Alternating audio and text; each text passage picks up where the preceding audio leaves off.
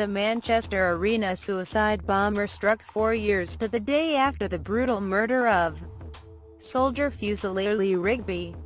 It's not yet known if the date was significant to the terrorist, but jihadists have in the past launched attacks on the anniversary of other atrocities.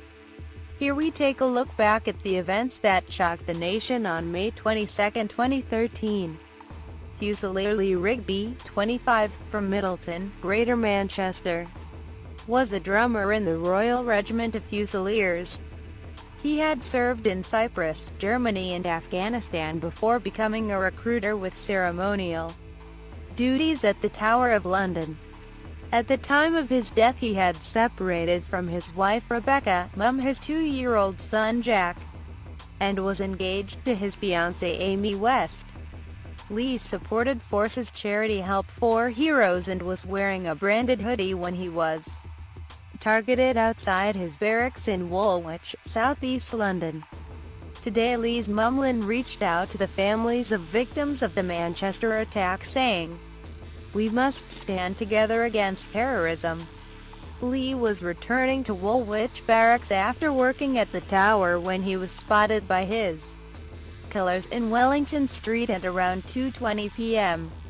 Michael Adebolajo and Michael Adebowale had circled the barracks in a blue Vauxhall Tigre for an hour hunting for a victim.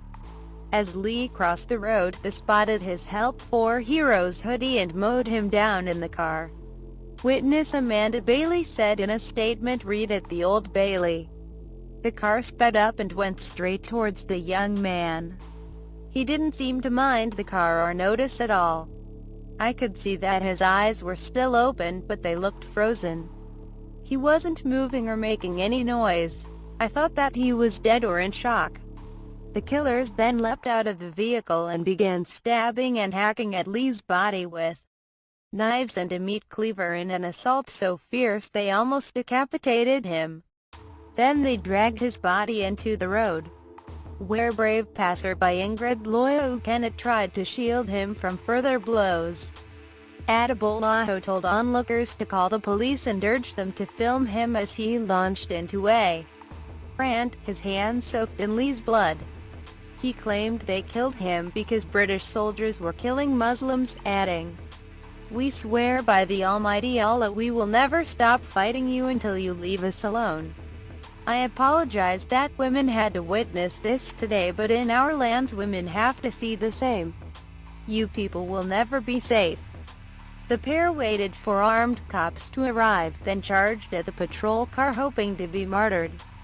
They were both shot and injured. Both men are of Nigerian heritage and were raised as Christians before becoming involved in radical Islam. Michael Adebolajo, then 28, had studied at the University of Greenwich. He became involved with Al-Muhajirun, the banned extremist group led by hate preacher Anjem Choudhury. In 2010, he and 5 others were deported back to the UK from Kenya, where he was suspected of intending to train with terror group Al-Shabaab. A friend later said Adebolajo had complained of being repeatedly quizzed by MI5 and turned down an offer to spy for them. Michael Adebowale, then 22, was said to have been heavily influenced by the more forceful Adebolajo. Not much is known about his upbringing, but he was said to be the son of a probation officer and a member of the Nigerian High Commission, and was also said to have studied at the University of Greenwich. In December 2013, both men were found guilty of murdering Lee Rigby. Adebolajo was given a whole life tariff. He is now trying to sue prison bosses after his 2 front teeth were knocked out in a scuffle at HMP Belmarsh. Adebowale was jailed for a minimum of 45 years. Last month we revealed he had landed a cushy transfer to Broadmoor Hospital, costing taxpayers £250,000 a year.